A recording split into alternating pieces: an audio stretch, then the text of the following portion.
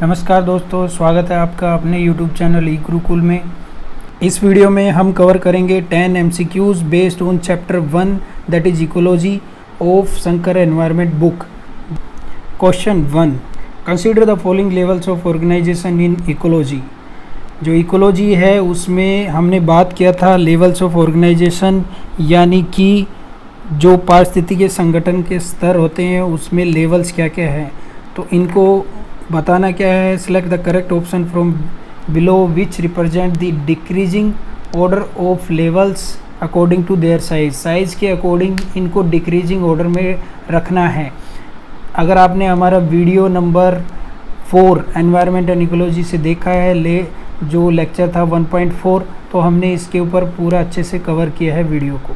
तो ये बात क्या कर रहा है, इसका मतलब जो लेवल सबसे ऊपर आता है उसको सबसे पहले रखना है और जो सबसे नीचे आता है उसको सबसे लास्ट में। कि जो बायोस्फीयर होता है वो अर्थ के ऊपर जो सबसे बड़ा एरिया है जहाँ पे जीवन संभव होता है वो है जहाँ पे एयर, वाटर और लिथोस्फीयर यानी ज़मीन तीनों मिलते हैं और एक कॉमन जोन है। तो ये सबसे बड़ा हो गया। तो आप अगर यहाँ पे दिमाग लगाओगे तो हमने बात की सबसे पहले आएगा सबसे बड़ा। तो यानी एक एलिमिनेशन मेथड अगर आप लगाओ तो ए और बी सीधा सीधा कट गए, क्योंकि इनमें नंबर 6 सबसे लास्ट में है, लेकिन हमें सबसे पहले सबसे बड़ा काउंट करना है। तो 6 दोनों में पहले आ रहा है तो सी और डी में से एक होगा। इसके बाद अगर आप देखो तो जो सबसे छोटा था इंडिविजुअल आता है, सबसे छोटा लेवल है, सबसे नीचे रहता था हमारा इंडिविजुअल। अब अगर आपको 3 और 1 में डाउट हो रहा है कि इसमें से क्या आएगा, कि इकोसिस्टम सबसे बड़ा होता है इसके बाद बायोस्फीयर के बाद या फिर बायोम, तो मैंने जो वीडियो बनाई थी अभी जो कुछ टाइम पहले उसमें ये मैंने आपको दिखाया था कि बायोस्फीयर होता है। बायोस्फीयर क्या, जीवमंडल जिसको बोलते हैं, जहाँ पे एयर, लैंड और वाटर का एक कॉमन जोन मिलता है जहाँ पे जीवन सबसे ज़्यादा संभव होता है। तो ये सबसे बड़ा एरिया कवर करता है। उसके अंदर जो लैंड वाला पार्ट होता है बायोस्फीयर का उसको बोलते हैं बायोम। ओके, इसके बाद बायोम का में जहाँ पे क्लाइमेट के हिसाब से हम डिवाइड करते हैं जगहों को, जहाँ पे बायोटिक और एबायोटिक लिविंग और नॉन लिविंग थिंग्स मिलती है, उस एरिया को इकोसिस्टम बोलते हैं। यानी सबसे बड़ा होता है बायोस्फीयर, उसके बाद आता है बायोम, उसके बाद आता है ecosystem, then community, population and individual. तो ये हिसाब से हमने बात की थी। अब इन सबको एक एक करके मैं नहीं बताऊंगा, आप ये वीडियो जाके देख सकते हो। मैं लिंक डिस्क्रिप्शन में दे रहा हूँ इस पर्टिकुलर वीडियो का अलग से और पूरी जो प्लेलिस्ट है उसका, तो इसको आप जाके देख सकते हो। अच्छे से आपके कॉन्सेप्ट क्लियर हो जाएंगे। ओके, तो हमारा करेक्ट ऑप्शन क्या आएगा, सबसे बड़ा हो गया हमारा जो है बायोस्फीयर, उसके बाद हो गया बायोम, यानी करेक्ट ऑप्शन है C. Okay, question number 2, which of the following are correctly matched.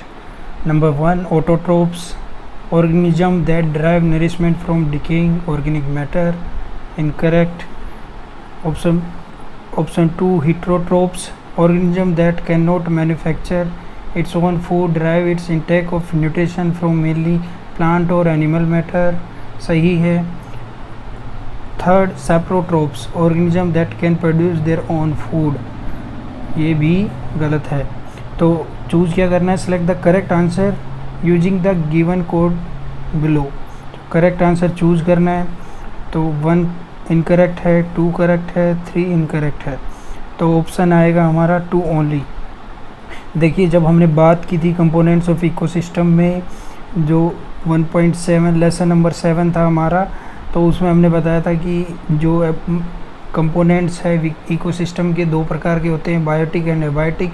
Biotic में प्रोड्यूसर और कंज्यूमर के बारे में बात की थी। तो प्रोड्यूसर होते हैं हमारे ऑटोट्रोप्स और कंज्यूमर्स में हेटेरोट्रोप्स और जो हमारे सेप्रोट्रोप्स थे। अब ये जो सेप्रोट्रोप्स होते हैं इन्हीं को डिकम्पोजर भी बोला जाता है, जो कि गले सड़ी चीज़ों से, चाहे वो मरा हुआ कोई जीव है या फिर पत्ते वगैरह कुछ भी एबायोटिक चीज़ें हैं उनको डिकम्पोज कर देता है, तो उसको बोलते हैं डिकम्पोजर। और इस प्रोसेस को सेप्रोट्रोप्स या डिकम्पोजिंग। ओके, तो बेसिकली ये दोनों उल्टे दिए हुए हैं, जबकि सेकंड ऑप्शन सही है। Question number 3, which of the following are abiotic components of an ecosystem. तो बायोटिक और एबायोटिक के बीच में सेम वीडियो हमने डाली थी कि जो बायोटिक कंपोनेंट कौन से होते हैं इकोसिस्टम के और एबायोटिक कौन से होते हैं। ये वीडियो थी वीडियो नंबर 7। इसके बारे में डिटेल में पढ़ने के लिए आप देख सकते हो इस वीडियो को। तो बेसिकली जिनमें जान होती है वो होती है बायोटिक, जैविक चीज़ें, जिनमें नहीं होती वो एबायोटिक। तो सोइल, वाटर, एयर और ह्यूमस होगी हमारी एबायोटिक। ह्यूमस क्या रहता है, देखिए जब अभी हमने बात की थी जो डिकम्पोजर होते हैं, अपघटक होते हैं, वो चीज़ों को, गली सड़ी चीज़ों को प्रोसेस करके बनाते हैं ह्यूमस। ह्यूमस एक ऐसा सब्सटेंस होता है जो कि वेरी फर्टाइल होता है। अगर उसमें बात करें जो पौधे होते हैं उसके लिए नाइट्रोजन और फास्फोरस वगैरह बहुत सारे न्यूट्रिएंट्स इसमें होते हैं। तो वेरी फर्टाइल सब्सटेंस है जो कि एबायोटिक है, ओके, जिसमें जान नहीं होती। बेसिकली ये सोइल के साथ मिलकर पौधों की जो ग्रोथ है उनको बढ़ा देता है। तो बेसिकली यहाँ पे प्लांट्स ओनली है जिसमें जान होती है। तो ऑप्शन आएगा, फोर्थ को हटा दीजिए, option number D. Okay, video ये आप देख सकते हो इसके बारे में डिटेल में पढ़ने के लिए। Question number 4, which of the following statements given below is are incorrect. Number 1, ecozones are characterized by the evolutionary history of organism they contain. Number 2, biomes are not defined by historical or taxonomic similarity. Select the correct answer from the codes given below. 1 only, 2 only, both 1 and 2, none of the above। थोड़ा सा tricky है इसमें, बातों में थोड़ा सा trick है। देखिए इकोजोन्स बेसिकली क्या होते हैं, इकोसिस्टम जो हमने बात की थी लेवल्स ऑफ ऑर्गेनाइजेशन में, ये वीडियो आपने देखा है तो आप इसको कर पाओगे, थोड़ा आइडिया आपको लगेगा। जो इकोसिस्टम होते हैं वो इसमें बेसिकली बायोस्फीयर सबसे बड़ा पार्ट होता है जहाँ पे अर्थ पे जीवन मिलता है। इसके बाद हमारा आता है बायोम, जो कि इसका जो सरफेस एरिया है यानी जो टेरेस्ट्रियल पार्ट है वो बायोम के अंदर आता है इकोसिस्टम। इकोसिस्टम में क्या होता है, बायोटिक और एबायोटिक चीज़ें आपस में इंटरेक्ट करती है और प्रोसेस करती है। तो बेसिकली इकोजोन्स अर्थ के सरफेस पे ऐसी जगह है जहाँ पे चीज़ें हैबिटेट बनता है और वहाँ पे जो जीव है निर्जीव चीज़ों के साथ इंटरेक्ट करते हैं। तो बेसिकली यहाँ पे हिस्ट्री ऑर्गेनिज्म की काउंट की जाती है क्योंकि यहाँ पे क्लाइमेटिक फैक्टर आता है और जीव इंक्लूड रहते हैं तो उनकी हिस्ट्री भी यहाँ पे देखी जाती है। तो ये ऑप्शन सही होगा। Second, biomes are not defined by historical और टैक्सोनॉमिक सिमिलैरिटीज़, यहाँ पे ऐसा बायोम में होता नहीं है, ठीक है। तो ये चीज़ें आप ध्यान रखिए, थोड़ा सा याद रखने वाली चीज़ें। इसके बाद question number 5, which of the following statements is are correct. 1, an ecosystem is much often larger than biome. Number 2, a biome is made of many similar ecosystem। तो एक क्वेश्चन पहले हम कर चुके हैं इन सब के ऊपर, आप इसको बताइए। Select the code correct answer using the code given below. 1 only, 2 only, both 1 and 2, neither 1 no 2। तो अगर आपने पीछे वाले भी क्वेश्चन ठीक से देखे होंगे तो आप इसको बता पाएंगे। इस पिक्चर को ध्यान में रखिए, सबसे बड़ा बायोस्फीयर होता है, फिर बायोम, फिर इकोसिस्टम, उसके बाद कम्युनिटी, पॉपुलेशन, देन इंडिविजुअल। ये लेवल्स है इकोलॉजी में। तो ऑप्शन आएगा 2 only, an ecosystem is much larger than biome, ठीक है। ये बायोम पहले आता है, उसका पार्ट होता है इकोसिस्टम, तो इसलिए बायोम इससे बड़ा ही रहेगा। Question number 6, structural and functional unit of biosphere is. बहुत इंपॉर्टेंट क्वेश्चन है। अगर आपने इकोसिस्टम के ऊपर हमारी 2 वीडियो थी वो देखिए अच्छे से तो आप इसको बता पाओगे। तो बेसिकली जो इकोसिस्टम है वो बायोस्फीयर का एक स्ट्रक्चरल एंड फंक्शनल यूनिट है, क्योंकि मैंने जैसे बताया कि बायोस्फीयर के अंदर होता है बायोम। बायोम ओनली एक सरफेस एरिया है, मतलब भूमि का पार्ट है। इसके अंदर पे आते हैं इकोसिस्टम, जहाँ पे जीव और निर्जीव चीज़ों का इंटरेक्शन बेसिकली आता है। तो ये बेसिकली एक फंक्शनल यूनिट हो गई बायोस्फीयर की, ओके। इसके बाद कम्युनिटी और इंडिविजुअल ये सब आते हैं, तो इनमें कुछ फंक्शनल यूनिट ये एक्चुअली है नहीं, okay. Question number 7, which of the following statements is are correct. Statement 1, ecotone is a unique functional role और place of a species in an ecosystem. Statement 2, niche is a zone of junction between two or more diverse ecosystem. Number 3, ecozone is a method of dividing up the earth's surface based on evolutionary history of the animals and plants within them. Select the correct answer using the code given below. Option A 1 only, option B 3 only, C option 3 1 and 2, option D 1 and 3। तो अगर आपने video हमारी 2 video हमने डाली थी, video number 9 what is ecotone, video number 11 ecological niche, छोटी छोटी लेकिन इम्पोर्टेंट वीडियो थी, तो आप बता पाओगे कि इसमें कुछ गड़बड़ है। क्या गड़बड़ है कि जो इकोटोन की जो एक्चुअली डेफिनेशन है वो यहाँ पे दी हुई है और नीश की जो डेफिनेशन है वो यहाँ पे दी हुई है। ऑप्शन 3 जो है सही है। इकोसिस्टम जो हमने ऑलरेडी एक क्वेश्चन में अभी बात की थी कि कोई इकोसिस्टम को ही इकोजोन बोला जाता है। तो इकोटोन तो होता है zone of junction between two और मोर डाइवर्स सिस्टम, जबकि नीश होता है एक यूनिक फंक्शनल रोल और place of species and in ecosystem. तो थोड़ा इंटरचेंज करके दिया हुआ है, तो ऑप्शन क्या आएगा? Option number B 3 only. Okay, आप ये वीडियो देख सकते हैं डिटेल में इनको अच्छे से याद करने के लिए, समझने के लिए। Consider the following statements. It number 1 it extend over central and southern Europe. Number 2 it consist of widely spaced trees of widely sorry 2 बार हो गया, widely spaced trees. Okay, it option 3 it is generally the most productive agriculture area of the earth. Number 4 abundant rainfall.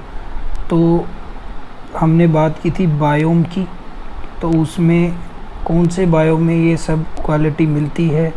Basically अगर आपने वो video हमारी अच्छे से देखी है या ये टॉपिक अच्छे से पढ़ा, तो आप बता पाओगे कि option B is correct, temperate deciduous forest. यहाँ पे आप देखोगे तो जो टुंड्रा है रीजन, वो हमने बात की थी कि जो एरिया है नॉर्थन मोस्ट या साउथर्न मोस्ट, जो जहाँ पे ये वीडियो में हमने यहाँ पे बताया था कि ऐसा एरिया जो कि पोल के पास में मिल रहा है, नॉर्थ पोल के पास में जहाँ पे बर्फ़ मिलती है, तो वो एरिया था यहाँ पे। जबकि ऑप्शन में दिया हुआ है कि ये सेंट्रल एंड साउथर्न यूरोप में मिलता है, जबकि आपको पता है टुंड्रा जो है, इसको अगर एलिमिनेशन के कॉन्सेप्ट क्लियर करोगे इस क्वेश्चन को, तो आप अच्छे से कर पाओगे इसको। तो टुंड्रा जो है ये आंसर नहीं होगा, क्योंकि ये सेंट्रल एंड साउथर्न यूरोप में नहीं, लेकिन ये होता है नॉर्थ पोल के बिल्कुल नज़दीक में। तो टुंड्रा गलत है। टेम्परेट डेसिडियस के बारे में नहीं पता तो आप इसको छोड़ सकते हो। टैगा की बात करें तो टैगा में हमने क्या बताया था कि जो टैगा एरिया है वो नॉर्थर्न यूरोप और एशिया एंड नॉर्थ अमेरिका में मिलता है, ठीक है। लेकिन इसमें हो गया सेंट्रल एंड साउथर्न यूरोप की बात हो रही है, ठीक है। तो यहाँ पे जो हमारा एरिया है वो टेम्परेट डेसिडियस फॉरेस्ट यहाँ पे सूटेबल होता है। तो यहाँ पे एक तरह से अगर आपको दो ऑप्शन पता है, 2 के बारे में थोड़ा पता है, तो आप इसको एलिमिनेशन के मेथड से सोल्व कर सकते हो। ओके, नेक्स्ट क्वेश्चन है हमारा, which of the following statements is are correct.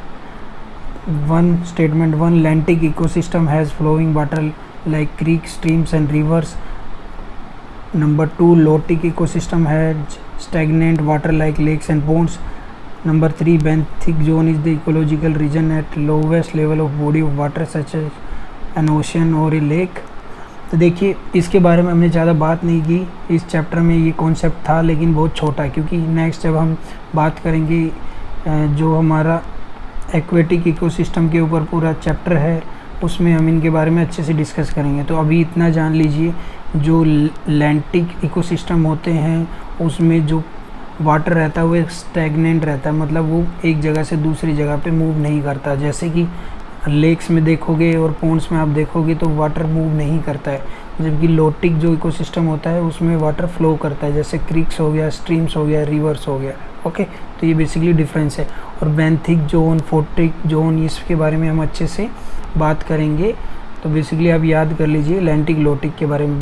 Benthic के बारे में हम एक्वेटिक इकोसिस्टम वाले चैप्टर में अच्छे से क्लियर करेंगे, डोंट वरी। इस लेसन के लास्ट एमसीक्यू पे चलते हैं। Which of the following statements is are correct about biosphere. तो स्टेटमेंट 1 है it is absent at extreme of north and south pole. Statement 2, the energy required for life within biosphere comes from the sun. Statement 3, living organisms are uniformly distributed throughout a biosphere. Select the correct answer using the code given below. 1 and 2 only, 2 and 3rd only, 1 and 3rd only, 1, 2 and 3rd. तो देखिए, अगर आपने पढ़ा है इस topic को अच्छे से, तो हमने बताया था कि बायोस्फीयर अर्थ पे वो जगह होती है जहाँ पे लाइफ एग्जिस्ट करती है, लेकिन कुछ ऐसी हॉस्टाइल कंडीशन है जहाँ पे ये एग्जिस्ट नहीं करते। जैसे कि हमने इसको स्टेटमेंट के रूप में लिया था कि is it everywhere on the earth, कि बायोस्फीयर अर्थ के ऊपर हमेशा हर जगह पे मिलता है। तो हमने बताया अभी तक कि नहीं, कुछ जगह पे ऐसी हॉस्टाइल कंडीशन होती है जहाँ पे ये मिलता नहीं। जैसे साउथ एंड नॉर्थ पोल पे जहाँ पे बहुत ठंड पड़ती है, तो वहाँ पे हर जगह पे जीवन संभव नहीं है। वहाँ पे हमने बताया भी था कुछ जीव रहते हैं, लेकिन कुछ एक पर्टिकुलर एरिया में वहाँ पे भी बिल्कुल, जहाँ पे नॉर्थ पोल के बिल्कुल पास में बहुत सारी ऐसी जगह है जहाँ पे नहीं रहते। ठीक है, तो ये सब हमने ऑलरेडी कवर किया है। आप हमारी सीरीज़ को देख सकते हो और डीपली नॉलेज के लिए। इसी के साथ ये सीरीज़ हमारी ख़त्म होती है। चैप्टर 1 के लिए जो 10 MCQs की थी, और चैप्टर 2 हम पढ़ेंगे नेक्स्ट वीडियो से। आई होप आपको ये वीडियो पसंद आई होगी, ये लेसन पसंद आया होगा। अगर आपको ऐसे ही वीडियो फ्यूचर में चाहिए तो please subscribe the channel, bell icon दबा दीजिए ताकि नोटिफिकेशन आपको मिले। Hit the like button, comment करना मत भूलिए। Good day, take care, thank you.